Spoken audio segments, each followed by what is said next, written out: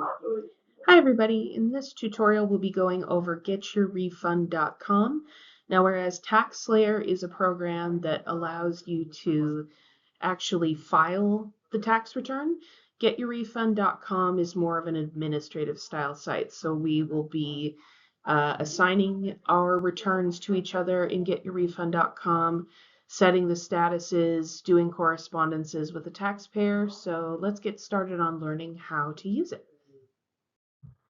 So this is what we're going to be going over in this lesson. If you have any questions, go ahead and email your site coordinator, but today we're going to be focusing on getyourrefund.com and going through the process of using that tool while preparing and quality reviewing returns.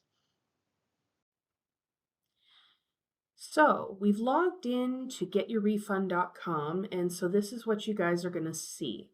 This is known as the hub. So let's go over some of the buttons that are on the dashboard of the hub. So first of all, dashboard.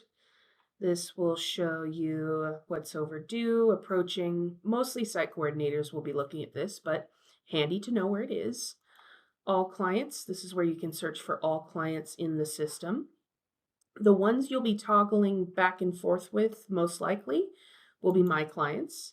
These are the clients that are assigned to you, and my updates. So you see how it has a blue dot there? That means that there's an update for me because Karen has assigned a tax return. So whenever you get assigned a return, whenever you hear back from someone who you've messaged, it'll show up in my updates. So these two will be great to toggle back and forth because you'll see what's in your possession and what's going on. So back to all clients. We can search for clients using the filters. So we have display active returns only, stage and status. We'll go over this in a future lesson, but this you can search by. We can go by filing year. Organization site will always be Atka Jackson. This is just listed as UW California because it's a demo. So then we have flagged. Flagging a tax return is just a way for you to alert yourself or others, hey, something urgent needs to be looked at here. We've got, it's due tomorrow and it doesn't look to be finished, or I still can't figure this out. We haven't heard back. It's a way for you to put your own attention towards a tax return. So next we have assignment. You can search by who it's assigned to, unassigned, assigned to me. You can search by the last time you contacted someone, the service type, whether it's drop off or online. Language, you can search by. You'll never really need to use Navigator or CTC client. So once we get there, we filter our results. Oh, looks like we'll have to retype. Okay. Let's search by the other one I have. Filter results. Let's see. I had that listed as flagged. There we go. So this is when we search for something, what comes up. The name of the client will show up. Their client ID, it's a unique ID number that identifies them within the system. Organization will always be Atka Jackson. Language, percent of which uploaded, that tells us how many of their files has been uploaded, when they've been updated, last contact, what we're waiting on. And another thing to look at is the filing year that we have for them and who is currently assigned to it. Looks like I'm assigned to this tax return. And then the status that it has. So that's essentially what you're going to see and how you're going to search for things and some identifying information on what our clients are. Okay, so now that we are into my clients, let's click on a client and see what shows up. So this is a client profile. So on the client profile tab, you'll see basic information, their legal name, preferred name, their social security, email, their phone for texting, mailing address. So basic stuff that we put in the drop-off process while we were doing intake. So next we have our messages tab. And this is how we send messages. We can send them by either text or email, which is pretty cool. Looks like Whitney has opted in to contact by text message or email. That's information we take in by intake. So let's say we wanted to send a text message. Hello. Now, it's important when we're sending correspondence to our clients is that they understand that we are from ATCA. If we send generic messages that say, hey, I need your social security number, they might not respond to it. So something like, hello, this is Liz from ATCA at the tax office. I see we still need you to upload your social security card. Are you having issues? We could copy it in the office if you want to stop by. Thanks. Is Okay, so something like this, which essentially tells them, hey, this is where I'm from. They'll recognize it, and they're not scared because they got a text from someone asking for their social security card. But it also shows you other messages that were sent, including automated ones. When they first get signed up with Get Your Refund, they are sent an email or text message that has their client ID, information, and so there are automated messages that are sent as well as information that we send along the way. So up next is the Documents tab. Now this is where we upload all of the tax documents. This particular one, if you wanted to work on it, so say you're looking at this was a drop off, and you're like, okay, I have tax layer in front of me, now I need the documents. So you would go to tax documents. And here we are. We see Whitney's driver's license, social, her W-2s, the supplemental intake form. Now, I will say that the yellow sheet as well as the supplemental intake sheet should go before W-2s, but this was a practice. So you'll see the supplemental intake sheet or the intake interview quality review sheet first, and this will help you file taxes because you'll be able to see all the answers they gave on this.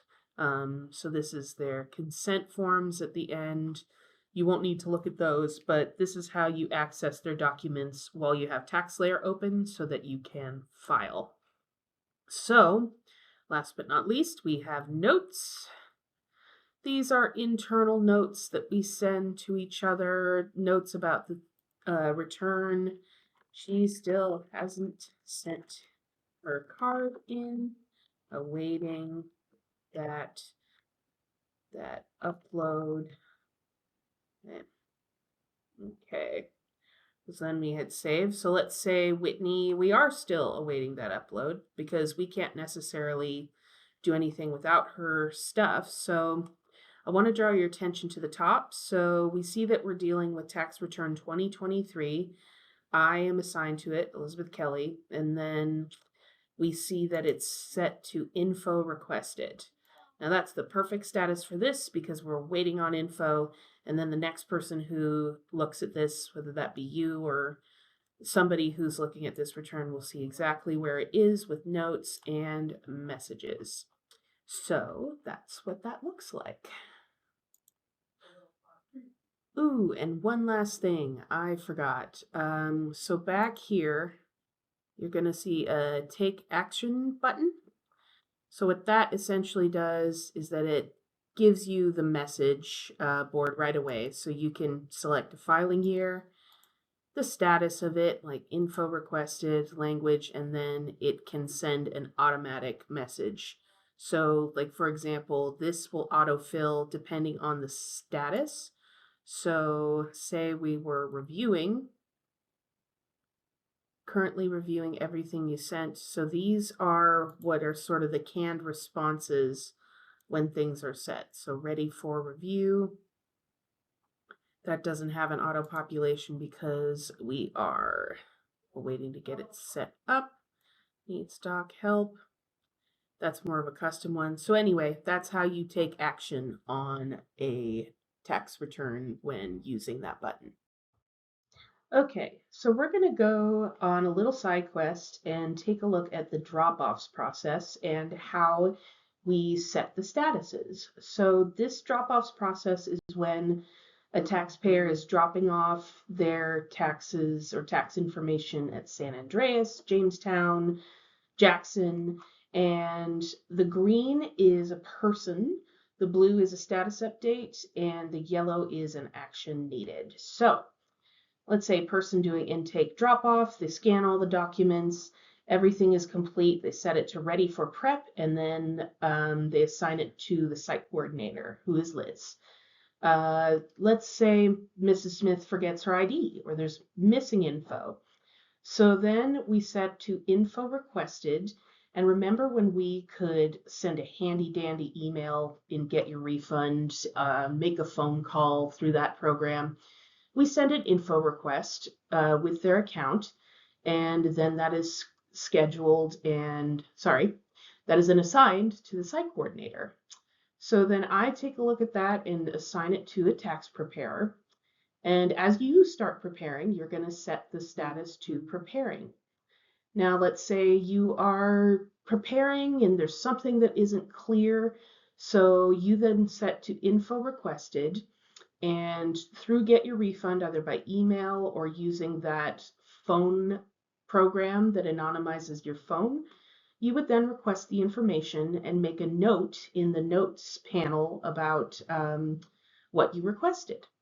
So Mrs. Smith calls back, she gives the info you need, you've finished the preparation, and now it's ready to be set for ready to QR, and you would then assign it back to me. That's Liz. So at this point, we have finished reviewing the return as the preparer, and we've assigned it to the site coordinator, who is Liz. Liz will then assign it to a second person as the QR tax preparer. Now, everybody does QR for everybody else except those who are newer at the process and aren't doing in-person returns yet. They will do QR as they get more comfortable. So no one who's new and hasn't served at this tax office has to QR right away. So that is for whenever they're ready. So whoever gets QR tax preparer will then set it to reviewing. And then once they've reviewed, set to ready for call. And ready for call, you would then assign it to wherever the tax return originated to the site coordinator for that site. So if the drop off was dropped off in Jamestown or San Andreas, you would assign it to Karen. If it was dropped off in Sonora, you would assign it to Elizabeth Kelly. If it was dropped off in Jackson, you would assign it to Kelly Hewitt. And that's how it works for drop-offs.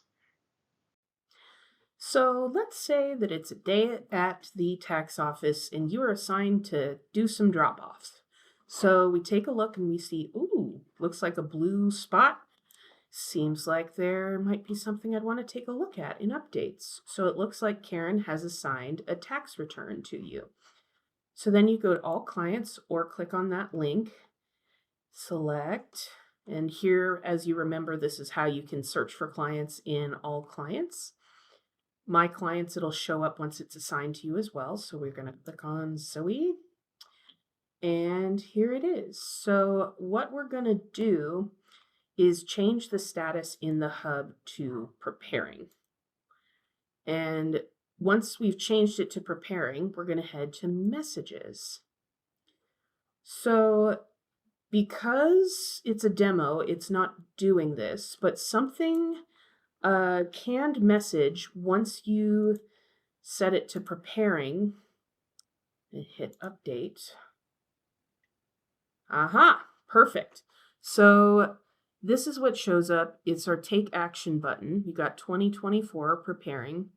Looks like we have an email contact. So Hello, Zoe. I'm currently preparing your taxes. After your taxes are prepared, I'll pass them on to another preparer to review.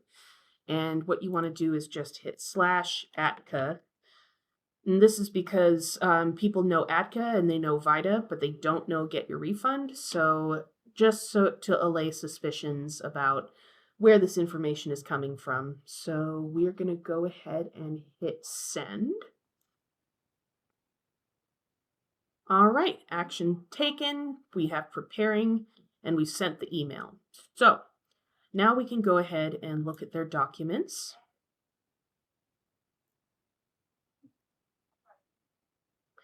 And we have our set of documents right here. We're going to click Tax Docs. And here we go. We've got Zoe's driver's license, social security, intake information. This is the order in which it's going to show up, is the order in which you'll be dealing with that information. So we have ATCA's form, W-2s, voided checks, consent to use, consent to disclose. So that's what it'll look like when you open it up. Now let's say, ooh, here's another tax docs. Oh my goodness, this looks like it's somebody else's tax information. Oh no, the person who uploaded it did not have the correct information uploaded, and this is someone else's tax return. So what you want to do is go here. I mean, first of all, tell the site coordinator, but what you're going to do is hit edit and then hit archive document and then hit save. So that way, this is the only thing that shows up when the client logs into their account, and it's the correct information, and the site coordinator or the person who was on site doing the upload can help figure this out. So when you've done that and you have the documents, you're going to then start toggling back and forth between TaxSlayer and Get Your Refund, because Get Your Refund is going to have the documents, and when you take the first look, you're going to see their driver's license and social. So start new tax return, enter the social, and get started preparing their return. Now, say you're all finished with the return. What you're going to do is change the status to, let's see, ready for QR. And then you're going to click update. And there should be a canned response that comes in there. And so you would hit send. And so last but not least, and very, very important to remember, is to assign it back to Liz. So here's me. And make sure that you click the green checkbox. And so that confirms that I am now assigned to it, and I see that it's ready for QR. So that's how you use getyourrefund.com in tandem with TaxSlayer, how to access documents and make sure that we get that return done. So today we've taken a look at our updates and my clients, and we see that we have been assigned a return with the status ready for QR. Now, this means that we've been assigned as the quality review person for this particular tax return. So we're going to change the status in the quality review drop-down to reviewing, hit update, go down, and we can leave the canned response with the exception of adding ATCA to the signature, hit send. Okay. So we're reviewing the tax return. Everything looks good. We've done a thorough quality review. And so once you're finished reviewing, we're going to set it as ready for call and hit update. Now, the one thing we need to do, delete the entire message, because at this point, the client has already made an appointment with us to come back and sign the return or come into our office. So we don't necessarily need to send them that. Plus, this allows us some time to take a look at it and make sure that everything's ready for that day and hit send. And there you go. And so when you're finished reviewing, you're going to go to this and select Liz. Imagine it hasn't been selected already. Hit the green checkbox. Liz is assigned to it. It's ready for call. That tells Liz that she's going to check the prepare and make sure that it's ready for the date the customer comes back. So that's the quality review process. Okay, so let's say that we've looked through Zoe's documents and we noticed that her social security card picture is missing. So what we're going to do is go to the status and change it to info requested. Now it's important to note that there are info requested in the different stages. And since we're in the preparing phase, we want to select info requested there. If we were doing quality review, we would select info requested there. So info requested in the prep phase, click update. So now this canned response shows up. And the cool thing about selecting text message, since she's opted into it, is that customers can upload photos using their smartphone and the link is sent right to their phone. So we're going to take this canned message and cut it down to exactly what we need. It shows them the link. Please let us know if you have any questions. We cannot begin preparing your taxes without this information. What you're going to want to do is put a deadline in there. We'll have some timeline guidelines for you at your workstations, but we want to put, let's say this is the end of tax season, so I'll put, please respond no later than 4/10, so we may have your tax returns prepared before the deadline. Thanks, Elizabeth. Get your refund / Attica. All right, so we're going to go ahead and hit send. Now what we're going to want to do is flag this return so we can see that there's something we're waiting on with this account. And so then we are going to make an internal note. Need SSN, photo, sent request, will occur no later than 4/10, or whatever we said. So we update the note in Get Your Refund, and we're also going to make a note in TaxSlayer. Now let's say that this is a clients, the office client list that we'll go to, and let's say that this is Zoe's return right here. We've checked the name, made sure that it's the same. And so we're going to go ahead and click Add Notes. Need a note. Need SSN photo. Sent email request for photo. SSN photo. Okay, now we're going to hit Save. Looks like the note has been created. So, it's not doing this in the demo, but if you hover, you should be able to see recent notes. But if you need to take a look at notes, you can click on that and you'll see that the latest one was made. And so now that we've done notes in both TaxSlayer and Get Your Refund, there's nothing more that we can do with this until the customer sends something, in which case we'll be notified in My Updates. So we keep checking back My Updates, My Clients, seeing responses, and that's how we do it. Okay, let's go over ways to call and contact a client. Well, we've gone over the Messages tab. So we've seen that we can send messages by email or text using this Messages. And for any future updates, if we discover that something is incorrect on this or needs to be updated, we can always go down and click Edit Info, especially when it comes to email, because email is the way that they're notified the status of their return. So your intake person should have been careful about that, but just in case, Edit is always available to change things as they come up.